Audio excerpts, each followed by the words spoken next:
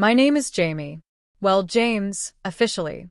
But that version of me has always felt like a shadow. A skin I wore because the world expected it. I never told anyone, not even Emma, the woman I love. And certainly not her mother, Marissa, the woman who never wanted a stepson. I grew up in foster homes, always moving, always pretending. That's probably where the first pieces of this identity began to form.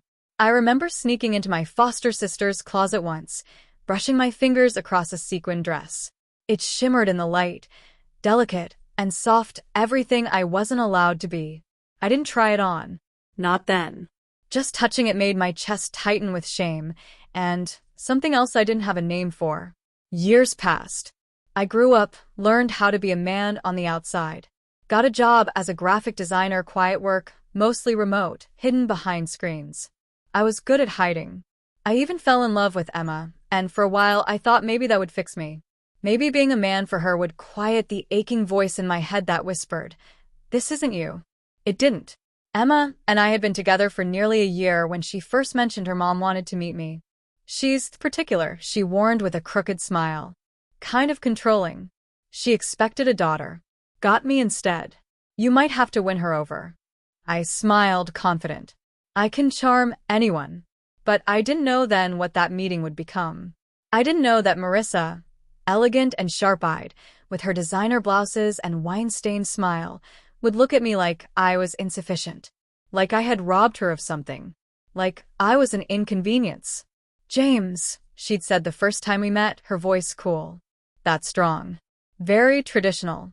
Her eyes flicked over me, pausing on my collar. "But you don't strike me as very traditional." Emma had squeezed my hand under the table. I just smiled and laughed it off, but something in her mother's tone burrowed under my skin. That night, Marissa pulled Emma aside. I overheard them in the hallway. "He's nice, but I just don't see him fitting into this family long term. He doesn't carry himself like a man with direction." Those words stung deeper than I wanted to admit. Didn't carry myself like a man? That's the point, isn't it? Because I wasn't sure I wanted to be one. After that, the pressure started building. Marissa would invite Emma to events, subtly leaving me out. She'd drop hints. "It's girls-only brunch, darling. You understand, right, James?" And I always nodded. Of course. Always understanding. Always outside. One rainy Sunday, Emma left to visit her mother, and I was home alone. I opened my closet and stared at the small box buried at the back, the one I hadn't touched in months. Inside, a soft wig, a few clothes I'd bought years ago in secret, and a lipstick I never wore. I hadn't dressed in a long time, not since Emma moved in. But something about that day, maybe the storm, maybe Marissa's words echoing in my head, pushed me. My fingers trembled as I lifted the lid. I didn't do anything, not yet. I just sat there, the box open beside me, memories flooding in. How I used to feel when I slipped on those clothes. Not just pretty, not just free. Real. Like I was finally in focus. That night, I couldn't sleep. Emma curled against me, trusting, warm. I stared at the ceiling, that aching pull in my chest growing stronger. By morning, I'd made a decision. A dangerous one. The next time Emma visited her mother alone, I would open that box again. Only this time, I wouldn't stop at just trying the clothes on. The house was silent except for the rain tapping against the windows. Emma was gone for the weekend, her mother's insistence. A girls-only retreat that Jamie knew was really Marissa's way of keeping him at arm's length. But this time, Jamie wasn't just waiting. He was planning. The box sat on the bed, like a secret invitation. Jamie's hands were shaking as he lifted the lid again, fingers tracing the delicate fabric of a soft blouse he had never dared wear outside his room. Next, the wig silky and smooth, its curls begging to be untangled and worn. He took a deep breath. No turning back. Jamie started with simple things, slipping into a pair of leggings that hugged his legs in a way his usual jeans never had. He felt a sudden thrill in the soft fabric sliding over his skin. Next came the blouse, light pink and delicate, its buttons tiny pearls that caught the light. He wasn't sure if he was nervous or excited, maybe both. Looking into the mirror, He barely recognized the reflection. The face staring back was softer, more open. Tentative lips brushed the powder compact, applying a faint dusting of makeup. The lipstick was bolder, a shade of cherry red that made his heart race. He laughed softly at himself. Was this really him? A secret girl trapped beneath years of hiding? With every step, Jamie's emotions twisted. The thrill of being this version of himself, free and beautiful, warred with fear. What if Emma walked in? What if the doorbell rang? His heartbeat pounded in his ears. He practiced walking, a strange wobble in his hips, feeling the unfamiliar weight of heels pressing against his feet. They were small, but they made him feel taller, more confident and yet vulnerable. At that moment, the phone buzzed. It was a text from Emma. "Miss you. Hope you're okay this weekend." Jamie froze. Should he reply? Should he hide this? He typed, "I'm fine. Just resting." But his mind raced. How long could he keep this secret before it exploded? As he walked slowly around the apartment, Jamie's mind drifted to memories, some painful, others bittersweet. His mother abandoning him, foster homes where he was mocked for being different, and the growing feeling that his true self would never be accepted. But tonight was different. Tonight, he wasn't just hiding, he was living. And even if it was just for a few hours, he was finally someone he could look at and say, "This is me." Suddenly, a noise outside, footsteps on the porch. Jamie's breath caught. Was it Emma coming back early? His hand flew to the door lock, heart hammering. But no, it was a neighbor, Mrs. Thompson, coming to borrow sugar. "Jamie, is that you in there?" Her voice was sharp but curious. Jamie forced a smile, voice shaking slightly. "Yes, Mrs. Thompson. Just busy right now." The door creaked open, and he prayed she wouldn't see past the blouse or the wig that slipped slightly from his head. Jamie's smile faltered as Mrs. Thompson's eyes lingered on the soft curve of his blouse and the faint glimmer of mascara on his lashes. He scrambled for words, his voice barely steady. "Oh, I'm just trying something new. A costume, really." Mrs. Thompson narrowed her eyes, but said nothing more, handing over a small cup of sugar. "Well, I hope you're feeling all right." The door closed with a soft click, and Jamie let out a shaky breath. That close call had rattled him more than he expected. He knew he couldn't stay in this disguise long without risking discovery, but the freedom was intoxicating. With renewed determination, Jamie went back to the mirror. He adjusted the wig carefully, making sure the curls framed his face just right. He ran his fingers down the blouse, imagining what it would feel like to wear it outside the safety of these walls. As he applied a touch of eyeliner, he thought about Emma again. Would she ever accept this part of him? Or would it shatter everything between them? The question gnawed at him, mixing with a flutter of excitement. Jamie sank onto the couch, tugging the blouse's sleeve over his wrist. He felt exposed, both physically and emotionally. A memory flashed: Emma laughing at a party, teasing him about being too sensitive. Was this secret going to be his undoing? Was he risking losing the only person who ever came close to loving him? He bit his lip, trying to hold back tears. But beneath the vulnerability was a stubborn hope that someday Emma would see him fully, and not just the version she wanted. Suddenly, the phone rang loudly, making Jamie jump. His hands trembled as he picked it up. It was Emma. "Hey," she said softly. "I know I'm away, but I just wanted to check in. Are you okay?" Jamie swallowed hard, his voice barely a whisper. "Yeah. Just trying something new." There was a pause. Then Emma's voice softened. "I love you, you know. No matter what." Jamie's heart soared and sank all at once. "I love you too," he whispered, the words both a promise and a plea. The weekend stretched on, each hour a mix of thrill and dread. Jamie experimented more boldly, trying on skirts, practicing makeup techniques, even humming quietly as he twirled in front of the mirror. But every noise outside, every unexpected knock, sent his heart racing. Then late one night, the doorbell rang. Jamie's blood ran cold. He peeked through the peephole. It was Emma. Early. His hands shook violently. What would happen if she saw him like this? Jamie's heart pounded like a drum in his chest. He took a shaky breath, smoothing his skirt and checking his wig one last time before opening the door just a crack. Emma stood there, suitcase in hand, her eyes instantly locking onto Jamie's carefully crafted appearance. "Hey," she said softly, a smile tugging at her lips but with a flicker of something unreadable in her eyes. Jamie swallowed, unsure whether to be relieved or terrified. Emma stepped inside, her gaze sweeping over the room and finally resting on Jamie's face. "You look different," she said, voice low. Jamie's cheeks flushed. I wanted to surprise you." Emma's smile softened. "You always surprise me." But there was a tension beneath her warmth, a question she wasn't asking aloud. Jamie felt every second stretch unbearably long. Should he explain? Should he hide? Instead, he did what came naturally. He reached for Emma's hand. "Come sit," he whispered. Emma obeyed, her eyes never leaving his. The silence between them grew heavy, filled with unspoken fears and hopes. Suddenly, Emma's eyes welled up with tears. "I was scared you wouldn't tell me," she admitted. Jamie's throat tightened. "I was scared, too." They sat close, hands entwined, both struggling to bridge the gap that had silently grown between them.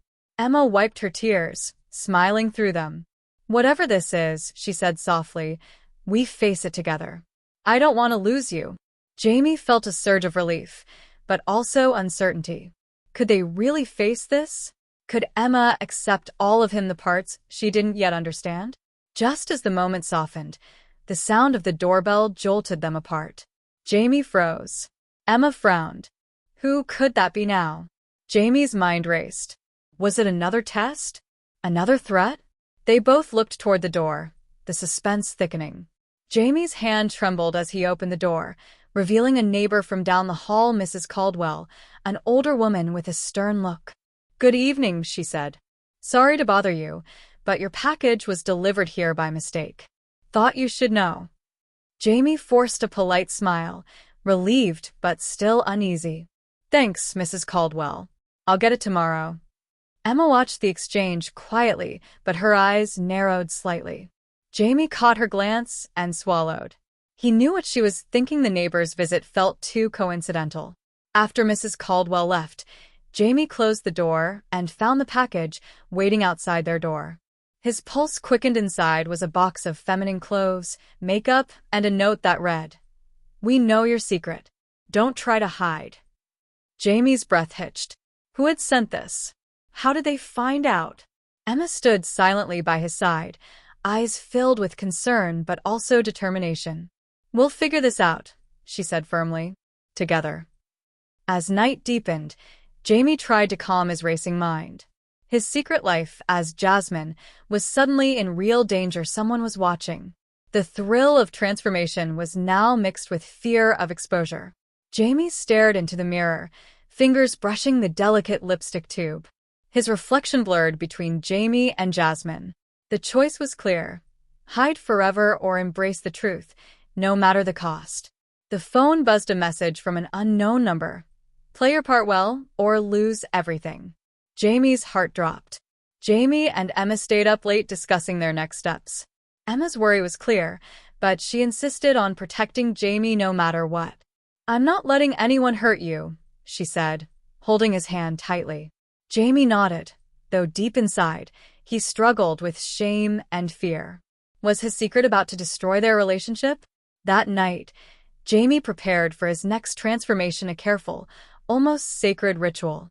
He laid out his favorite dress, the soft fabric comforting his trembling hands.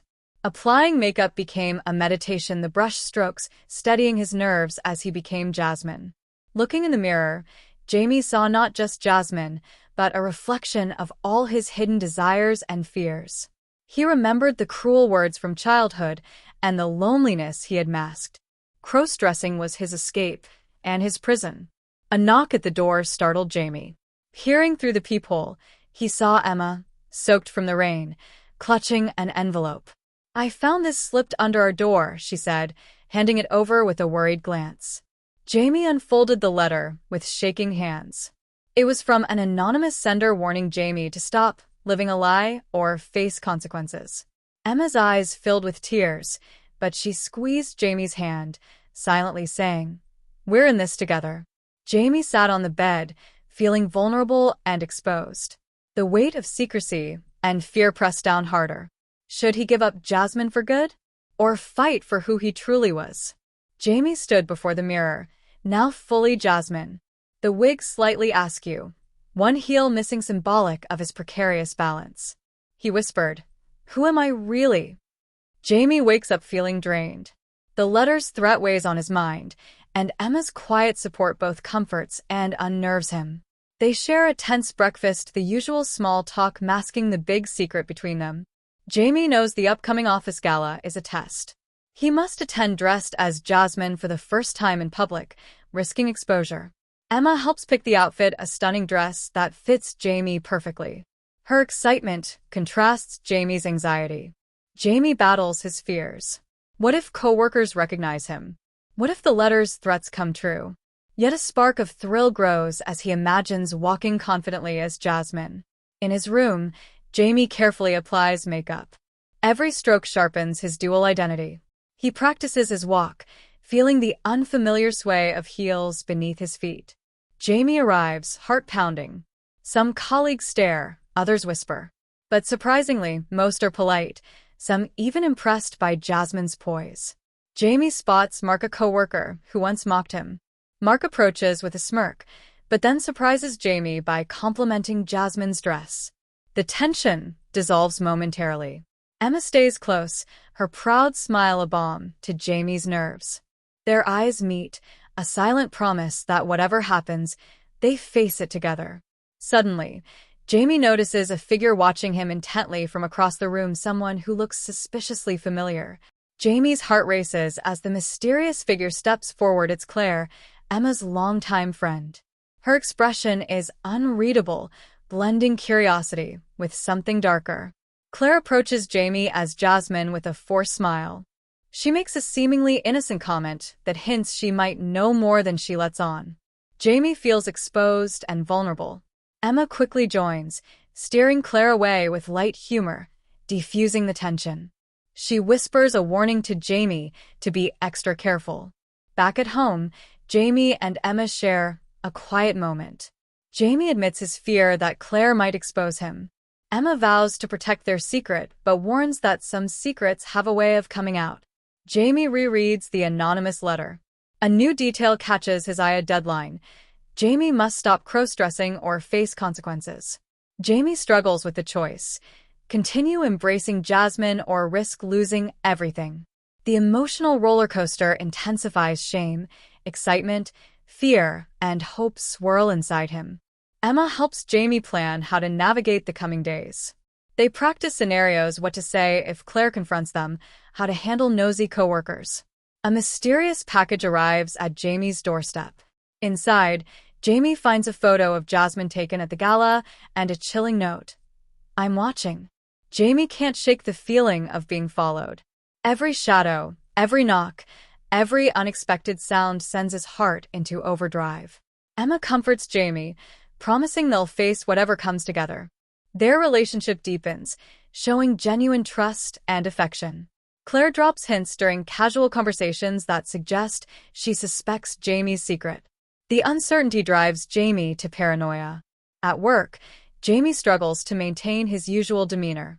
A suspicious colleague makes pointed remarks, adding pressure. Jamie has a quiet moment alone, overwhelmed by fear and doubt. The emotional turmoil is raw and relatable. A coworker unexpectedly shows kindness after Jamie inadvertently confides in them, hinting at support.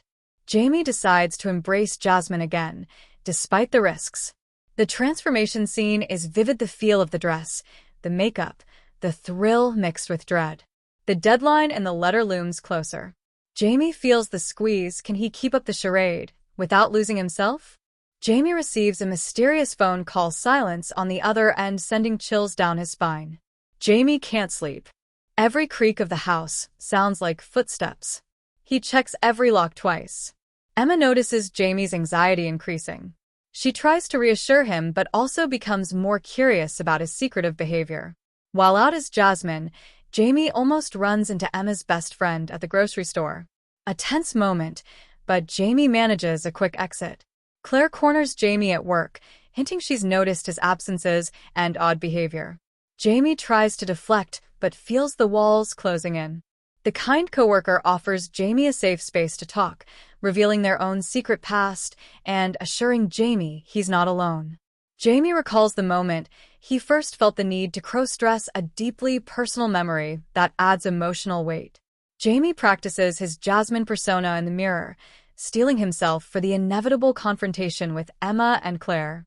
Emma invites Jamie, as himself, to a work party. Jamie suspects it might be a trap to reveal his secret. Jamie transforms into Jasmine one last time before the party, savoring the moment but dreading the consequences. Jamie notices the car parked outside. Panic surges. Who could it be? He debates whether to confront the situation or hide. Emma texts Jamie, mentioning she's worried about him. Jamie feels torn between honesty and protecting his secret. A sudden knock at the door sends Jamie's heart racing. He cautiously opens it to find Emma's mother, a stern woman with sharp eyes. She drops a cryptic warning about family honor and expectations, hinting she suspects something but not outright accusing Jamie. Determined not to let fear control him, Jamie vows to face whatever comes next for himself and for the life he wants to live. Jamie and Emma have a tense dinner. Emma tries to lighten the mood, but Jamie senses the underlying tension. Jamie starts preparing for the party, slowly becoming Jasmine again. Each step is charged with nervous energy. Jamie finishes his look. The dress fits perfectly, makeup flawless, wig set just right.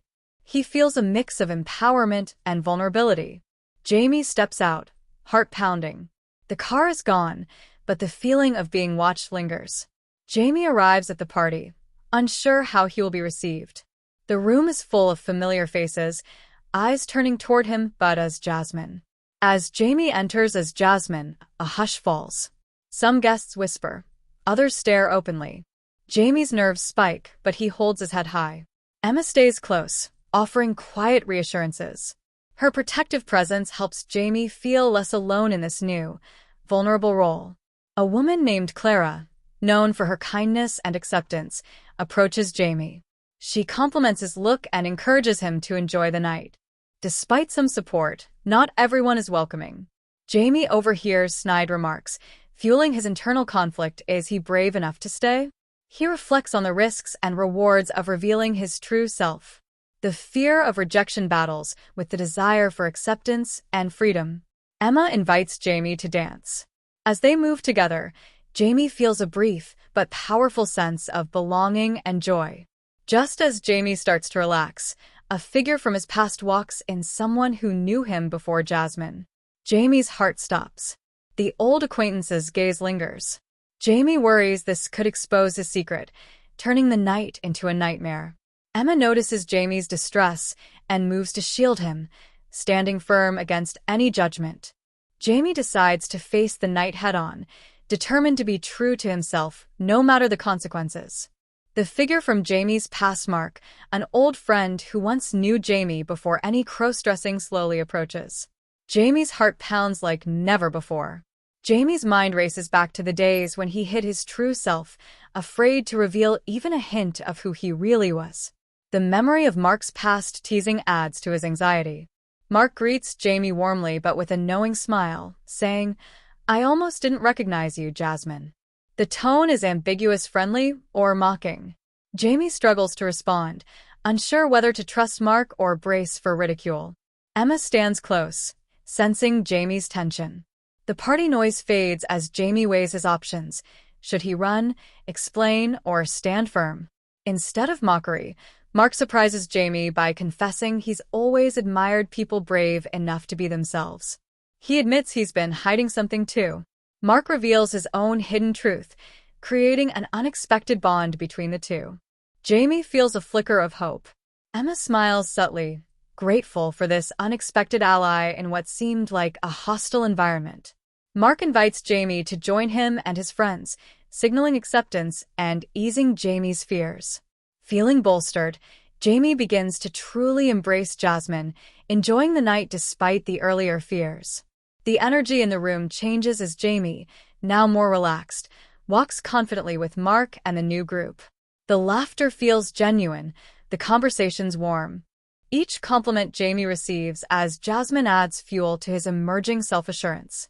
The silky dress, the carefully applied makeup, the subtle scent of perfume all feel right. Emma watches Jamie with a tender smile, her earlier doubts replaced by pride and affection. Their bond deepens quietly. Suddenly, someone spots Jamie and whispers loudly, "Isn't that Mark's old friend? But dressed like a woman?" The murmur spread. Some guests stare openly, while others exchange puzzled looks.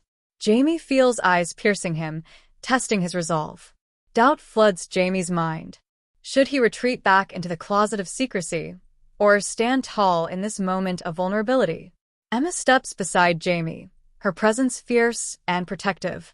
She calmly confronts the murmurers, silencing the gossip with quiet authority. Surprised by Emma's strength, many guests hesitate, some shifting their stance to acceptance. The tension begins to dissolve. Bolstered by Emma's support, Jamie chooses to remain fully Jasmine for the night, feeling the weight of fear lift slightly. The party moves on, but the night's events leave a lasting impression, a turning point in Jamie's journey of self-acceptance. After the crowd settles, Jamie finds a quiet corner. The soft fabric of the dress brushes his skin, reminding him how far he's come and how much further he still must go. Emma approaches, her eyes warm and reassuring. "You were incredible back there," she says softly, squeezing his hand. Jamie confesses, "I'm scared, Emma. What if this changes everything between us? What if people never accept me?" Emma smiles gently. "I don't care what anyone else thinks. I love you, Jasmine or Jamie. We'll face it together." Jamie feels a surge of gratitude and courage. He realizes this journey is about more than just appearances, it's about being true to himself. Just then, the doorbell rings unexpectedly. Emma glances toward the entrance, concern flickering in her eyes. Jamie's heart races. Could this be someone who will threaten their secret? The tension builds again. Emma quickly adjusts Jamie's wig and smooths the dress. "Stay calm. We'll handle this." Jamie hears footsteps approaching. The suspense tightens. Who's coming through the door? The door swings open, revealing Mrs. Carson, the nosy neighbor known for her sharp eyes and quick judgments. Jamie forces a smile, heart pounding. Emma steps forward confidently. "Hi, Mrs. Carson." What a surprise. Mrs. Carson eyes Jamie in his dress, then surprisingly says, "You look lovely tonight, dear." "Emma, you've got quite the talented partner." Jamie breathes a small sigh of relief, but senses Mrs. Carson's curious gaze lingering longer than comfortable. Later, Emma whispers, "We need to be careful. She might talk."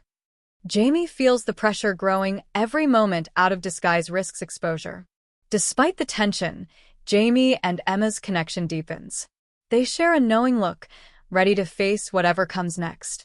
They plan the next step, attending a family dinner where Jamie must maintain his new identity under even more scrutiny. Jamie steels himself, balancing fear and excitement as he looks ahead to the challenge. Emma's mother, Jamie's new stepmom, announces they've been invited to her extended family's weekly dinner. "Everyone's excited to meet my daughter," she says with a warm but calculating smile. Jamie freezes. Everyone. That means Emma's aunts, cousins, people who've known him as James. Behind the bedroom door, Jamie starts pacing. "Emma, I can't do this. What if someone recognizes me?" Emma stands firm. "They won't. Not if you truly become Jamie. This is the final step, love. After this, no one will question who you are." Emma pulls out a formal dress, soft lavender with lace details. She sets Jamie in front of the mirror and begins the makeover herself, this time more precise, more refined. False lashes, liner, deep blush, a pearl necklace. Emma's voice softens. "You're beautiful, but more than that, you're strong." Jamie looks in the mirror, blinking through mascara. "Do I even recognize myself anymore?" Emma opens a small velvet box. Inside, delicate silver earrings. "These belong to my grandmother," she says, gently clipping them to Jamie's ears. "It's tradition. Every woman in the family wears them when she's introduced to the rest." The earrings feel heavy not just physically, but symbolically. Am I really becoming part of this family, as their daughter? Jamie's nerves spike as they approach the home. Each footstep in his heels feels like walking a tightrope. The door opens. Laughter, voices, chatter. A dozen eyes turn to him. Emma proudly says, "Everyone meet Jamie, my sister." There's a pause. Then, "Oh, she's adorable. Emma, you never said she was so pretty. She looks just like you did at that age." Jamie's heart pounds. Are they really buying this? Or are they just playing along? One aunt leans closer during dinner. "You know, Jamie, something about you feels familiar." Jamie's hand shakes on his wine glass. "Have we met before?" the aunt presses. Emma quickly interjects. "She gets that all the time. She has one of those faces, don't you think?" The table laughs. But Jamie sees the aunt's raised brow. On the way home, Jamie whispers she knows. "I felt it." Emma replies, "Let her. All that matters now is that you never let the mask slip. You're Jamie now. That's who you are." Back at home, Jamie notices something new on the hallway wall. A framed photo of tonight's dinner taken by Emma's aunt, printed instantly. In it, Jamie's hand is slightly too large, his posture slightly too stiff. He stares at it, realizing that photo is a time bomb. That night, Jamie can't sleep. He gets out of bed and stands in front of the framed dinner photo hanging in the hallway. His eyes fixate on the hands. Too large. "The way I sat, they'll notice eventually." He quietly removes the photo from the wall and hides it in the back of a closet. But Emma notices the next morning. "You took it down?" Jamie hesitates. "It made me nervous." Emma stares at him for a long moment before replying. "Then we'll make sure the next photo is perfect." Jamie's phone buzzes. A message from Emma's aunt. "You're very brave, Jamie. I know it's not easy living your truth. I hope you're being supported." Jamie's blood runs cold. She knows. She absolutely knows. He shows Emma. Her expression doesn't change. "She's trying to get under your skin. Don't let her." Emma returns from a meeting smiling. "There's a job opening at my old boutique. Front desk. Part-time." Jamie blinks. "For me?" Emma nods. "They're excited to meet you. It'll be good for you to go out into the world as Jamie." Jamie's breath catches. "But people..." Emma kisses his forehead. "Let them stare. You'll walk in heels taller than their judgments." They go shopping. Emma chooses pencil skirts, silk blouses, and low heels. Jamie's heart flutters at the soft fabrics and the scent of the store. But also terror. He asks, "What if I mess up? What if someone calls me out?" Emma shrugs. "Then we deal with it together." The boutique is clean, modern, and overwhelmingly pink. Jamie sits at the front desk, voice carefully modulated, name tag reading Jamie. A customer walks in, a mother with a teenage daughter. The daughter leans in and whispers, "Is she trans?" Jamie hears it. The mother whispers back, "Sure. Be nice." After work, Jamie crumples onto the couch. "I can't do this." Emma kneels beside him. "You already are. Every day, you get stronger, prettier, braver." Jamie looks at her, voice cracking. "You wanted a daughter, not a broken boy pretending to be a girl." Emma cups his face. "I wanted you, as you really are. And she's not broken. She's becoming whole." That night, Emma places something in Jamie's hand. A temporary ID card. Jamie Daniels. Gender, F. Jamie's jaw drops. "You forged this." Emma smirks. "It's not forgery. It's foresight." Jamie stares at it. The card feels heavy in his hand. More real than he ever imagined. Just as things settle, Jamie's phone rings. It's Dad. The caller ID alone sends ice through his veins. He answers. Tentatively. "Hey, kiddo. I'm coming into town. Want to grab lunch?" Jamie drops the phone. Jamie stares at the phone screen long after the call ends. Dad is coming. Not someday. Not maybe. Tomorrow. "Emma," Jamie whispers, "what do I do?" She looks up from her laptop, already understanding. You be yourself. I can't let him see me like this. He's not seeing you like anything. He's seeing you. Emma cooks a fancy dinner. She helps Jamie with a dress lavender, soft, forgiving. He spills wine. She doesn't flinch. He panics over how his voice sounds. She coaches him gently. You're not an actor, Emma says. You're a woman telling her truth. That's stronger than any performance. As he lies in bed, Jamie flashes back. His mother's funeral. He was 6. He'd snuck into her closet and worn one of her scarves, just to feel close to her again. His father had slapped it off, shouting, "Men don't wear things like that." Jamie had never forgotten. That night, Jamie finds a letter on the nightstand. It's written by Emma, to Jamie's dad. It reads, "Your child is alive, but you've never truly met her." Jamie confronts her. "You were going to out me?" Emma replies softly, "I was going to introduce you. The real you." Jamie tears up the letter. "I'm not ready." Emma nods. "Then I won't send it. But one day, maybe you will." Jamie wakes to the sound of a car door. He peeks out the window. His father. Early. Suitcase in hand. Jamie isn't ready. He runs to the bathroom, rips off his wig, scrubs off the makeup. But the foundation doesn't quite come off. His face still looks soft. Feminine. He stares into the mirror. Too late to erase her now. Jamie walks into the living room in jeans and a hoodie. But it's too clean, too styled. His eyebrows too shaped. His voice, when he says, "Hey, Dad," is too soft. His father narrows his eyes. "You look different." Jamie forces a smile. "Just trying something new." His dad doesn't reply. Emma returns. She finds the wig on the kitchen table. She knows instantly. She picks it up, brushes it smooth, and places it on Jamie's pillow. No words, just quiet acceptance. That night, Jamie overhears his father talking to Emma in hushed tones. "What's going on here? He's acting strange. He sounds like a girl." Emma's reply is soft but firm. "Maybe you should try listening to your child instead of judging them." A long pause. "I don't even know who he is anymore." Emma responds. "Then maybe it's time you met her." Jamie sits alone in the bathroom the next morning. He tries lowering his voice, deepening the tone he once used instinctively. But it sounds fake now.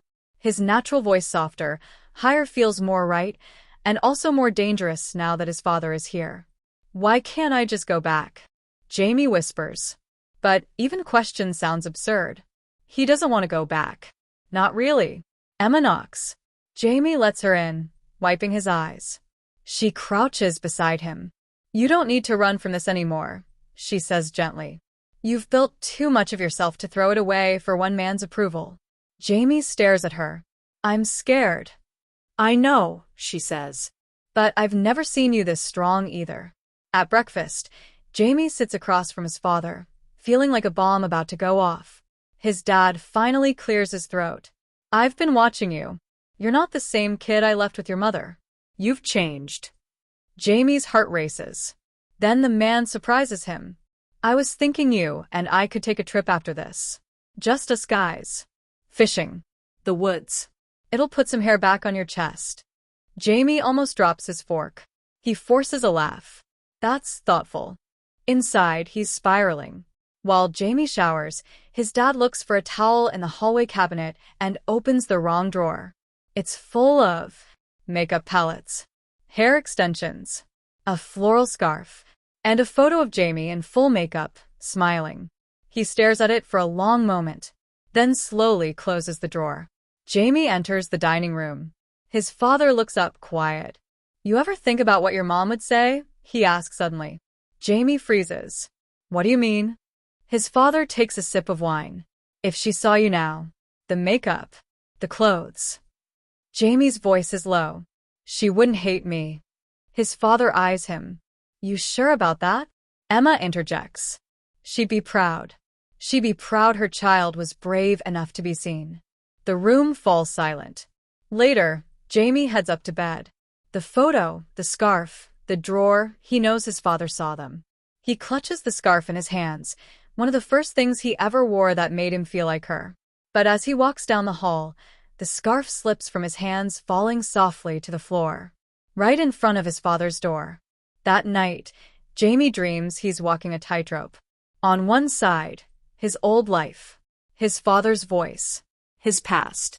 On the other, Emma, the mirror, the version of himself that wears pink and speaks gently and doesn't hide. He wakes in a cold sweat. The scarf is folded neatly on his nightstand. Jamie sits in the kitchen early the next morning. The sun is barely rising, casting golden rays on the table, but there's nothing warm about the silence that fills the room.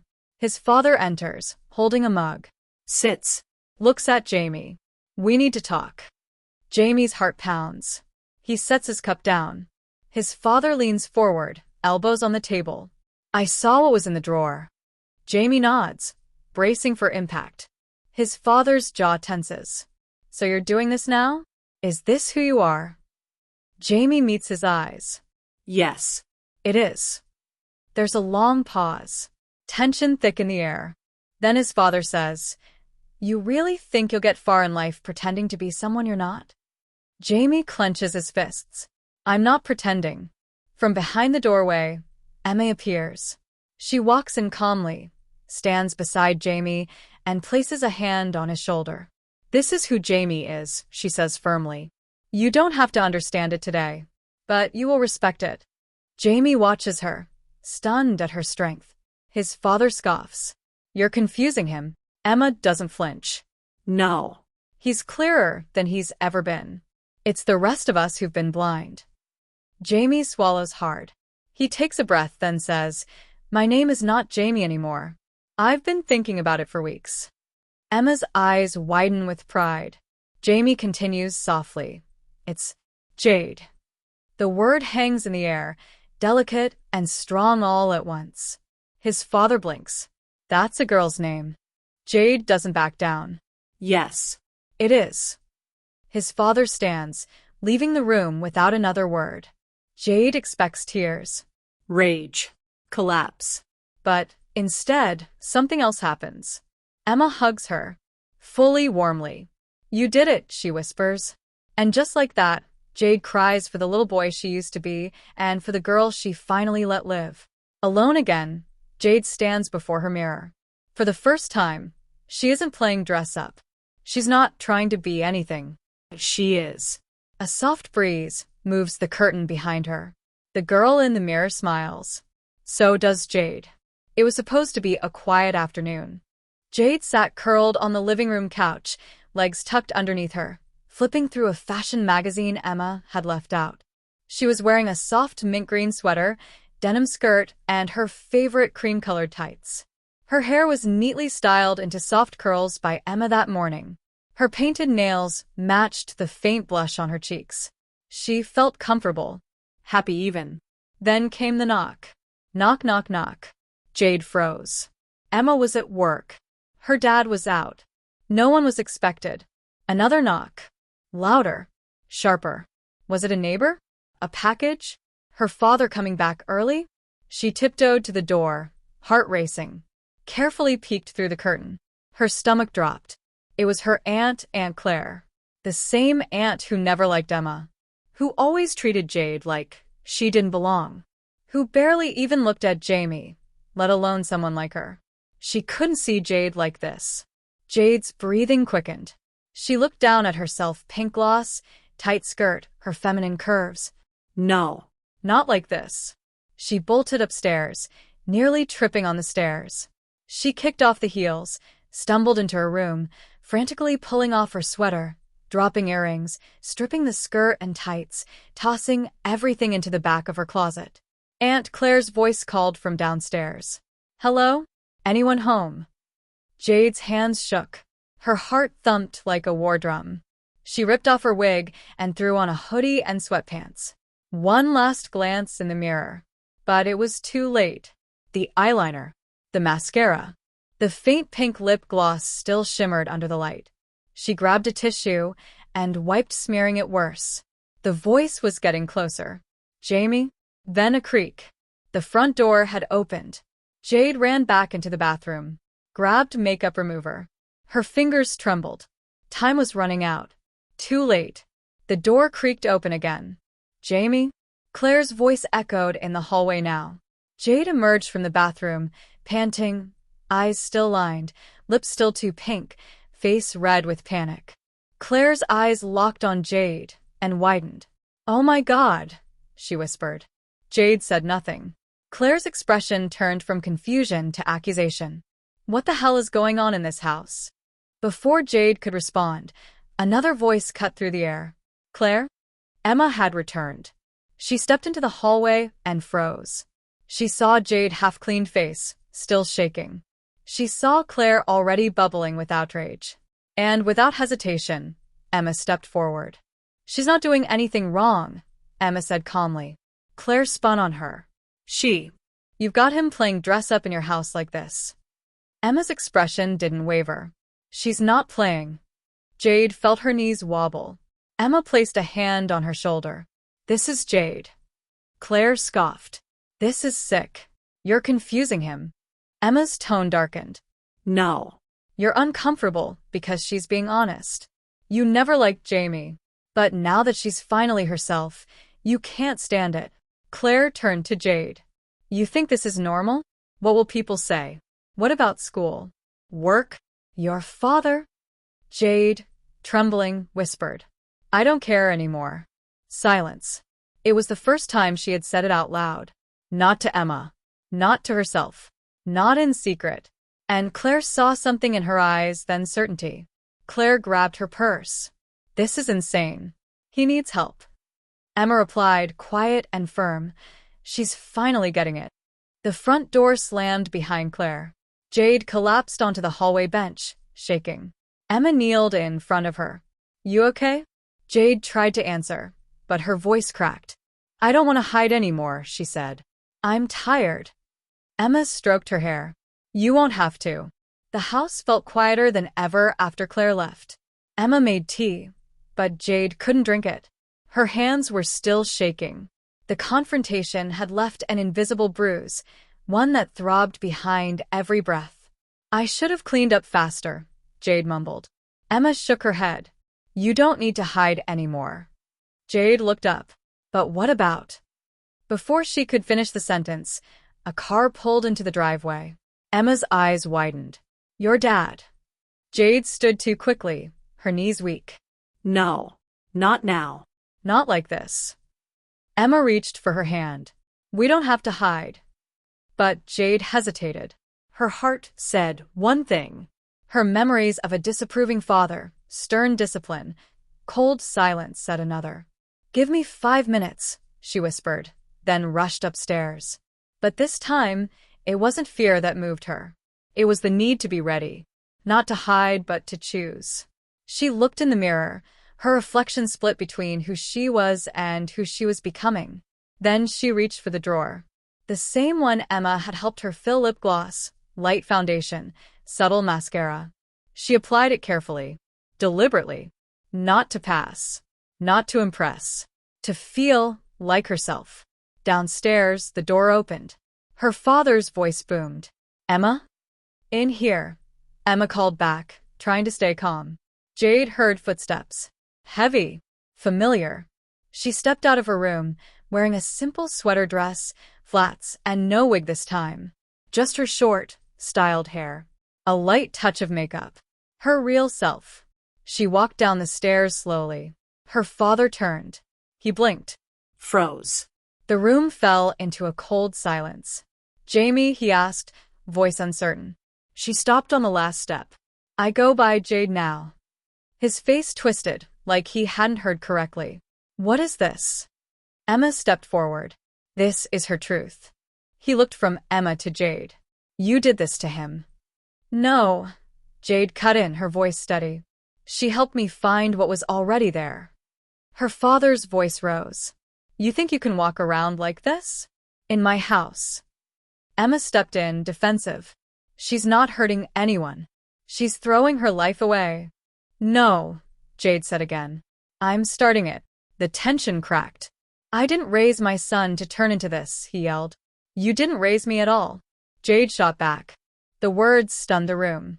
"You were never there. You worked. You ignored me. You never saw who I was. Her father's expression faltered. She continued. Emma did. Then came a sharp crash. The mirror near the stairwell where Jade had first seen herself in full makeup had slipped off the hook. It shattered into pieces. No one moved. Jade slowly approached it. The reflection was broken. Splintered. A dozen pieces of herself, staring back. She knelt down, picked up a piece carefully, slicing her finger in the process. Emma rushed over. Are you okay? Jade looked at the blood, then nodded. Yes. She smiled through tears. I'm not a reflection anymore. I'm real. Her father stood frozen for a moment longer, then turned to Emma. I want her out of my house by morning. Emma didn't flinch. Your house? She asked. This is mine. He glared, then stormed out the front door, slamming it so hard the window shook. Silence followed. But it wasn't fear this time. It was freedom. Jade stood there, a small trail of blood on her finger, glass glinting at her feet, heart pounding with something fierce and unfamiliar. Pride. The next morning, the silence in the house wasn't cold, it was calm. Jade moved slowly through the kitchen, her bandaged finger aching faintly, a reminder of what shattered the night before. Emma was still asleep upstairs, and the morning sun painted everything gold. No yelling, no shame, just stillness. She made coffee. Black, the way she liked it now. Somehow, everything, even her taste, felt subtly changed. Sharper. More real. As she sipped, she heard soft footsteps. Emma entered, hair messy, robe cinched. Hey, brave girl. Jade looked up. Hey. They hugged, quietly. The day unfolded gently, but by afternoon, a message buzzed on Emma's phone. From Claire. I've been thinking. Would you both come to dinner tonight? No pressure. I want to talk. Emma turned the screen to Jade. Her breath caught. Do you think she wants to apologize? Emma shook her head. Does it matter? We'll go. And you'll go as you. Not hiding. Jade hesitated, but something deep in her chest whispered. Yes. The closet was still half Jamie, half Jade. But today, there was no doubt who was dressing. She chose a flowy navy dress with soft lace sleeves, feminine but simple. Something that felt elegant but true. A touch of mascara. Neutral lipstick. Earrings she borrowed from Emma weeks ago. Emma entered the room mid-transformation and paused in the doorway. You look like me? Jade asked, turning. Emma smiled. Exactly. Claire lived just 15 minutes away, but the drive felt like crossing countries. When they arrived, Claire opened the door with a forced smile. She looked Jade up and down. No gasps. No insults. No welcome either. Just a tight nod. You came. Jade steadied herself. Thank you for inviting me. The dinner table was set simply: roast chicken, potatoes, and wine. But the tension was anything but simple. Forks clinked. Glasses touched. Small talk, painfully thin, hovered between bites. Finally, Claire set her fork down. I need to say something. Emma froze mid-sip. Jade kept her eyes on her plate. I was harsh last time, Claire began. Too harsh. Silence. I still don't fully understand. And I don't know if I ever will. But I know what I saw wasn't a phase. She looked at Jade now. You didn't flinch. You didn't cry. You stood there, makeup smeared, heels shaking, and you looked like you meant it. Jade swallowed. I did. Claire nodded slowly. I wasn't kind, but I wasn't honest either. Emma leaned forward. Claire, what are you trying to say? Claire sighed. That maybe I need to learn. And maybe I want to know this version of you. Jade. Claire stood and disappeared for a moment. When she returned, she held a small photo album. She slid it across the table. I've been going through Jamie's old photos. Jade opened it slowly. Baby pictures. Birthday parties. Halloween costumes. But then one that made her breath catch. It was her, at 6 years old, wearing her cousin's pink tutu. The joy in her face was blinding. I remember that day, Jade whispered. You wouldn't take it off for hours, Claire said quietly. You screamed when they made you change back. Jade looked up, tears in her eyes. Claire's voice trembled. Why didn't I see it sooner? Emma squeezed Jade's hand. And then, quietly, Claire reached into a drawer and pulled out a small box. I got this for you. Only if you want it. Jade opened it carefully. Inside was a necklace. A silver one with a soft rose charm. For my daughter, Claire said, voice cracking. Jade covered her mouth, tears spilling. Emma whispered, take it. And she did. As Claire fastened it around her neck, Jade felt something shift not backward, but forward. Something healing. I don't know everything, Claire said, but I'd like to try. If you'll let me. Later that night, back in her room, Jade stood before the mirror once again. The necklace glimmered faintly against her skin. Her makeup had smudged just slightly from tears. But she didn't clean it off. She looked tired. Brave. Feminine. Whole. Emma entered, wrapped her arms around her from behind. Did you ever think this would happen? She whispered. No, Jade said. But I hoped. They stayed like that, staring at the mirror not to judge or doubt, but to remember. The boy who never fit. The girl who fought to breathe. And the woman who was finally seen. The house was quiet again. Emma had fallen asleep beside Jade, the soft hum of her breathing a comfort. Jade lay awake, eyes fixed on the ceiling. The necklace Claire had given her still hung around her neck. She hadn't taken it off, not even to sleep. Her fingers touched it absent-mindedly. It felt real. She felt real. And for the first time, she allowed herself to believe, maybe this life, this version of her, wasn't temporary. Easy. Her phone lit up on the nightstand. Unknown number. She reached out, hesitating for a second before answering. Hello. There was silence on the other end. Then, Jade. The voice was deep, familiar. Her breath caught. Dad. It had been years since they spoke. Since before the divorce. Since before she had ever dared to dream of being herself. He continued, his voice careful. Claire called me. Told me about who you are now. Jade sat up slowly, heart pounding. And, I'm in town. Just arrived. I want to see you. She didn't know what to say. Didn't know what he meant by see. Did he want to understand? Or stop her? 20 minutes later, she was dressed again. This time in soft jeans, a fitted blouse, and the necklace still resting at her collarbone. Light makeup. Just enough to feel right. Emma stirred. Where are you going? Jade hesitated.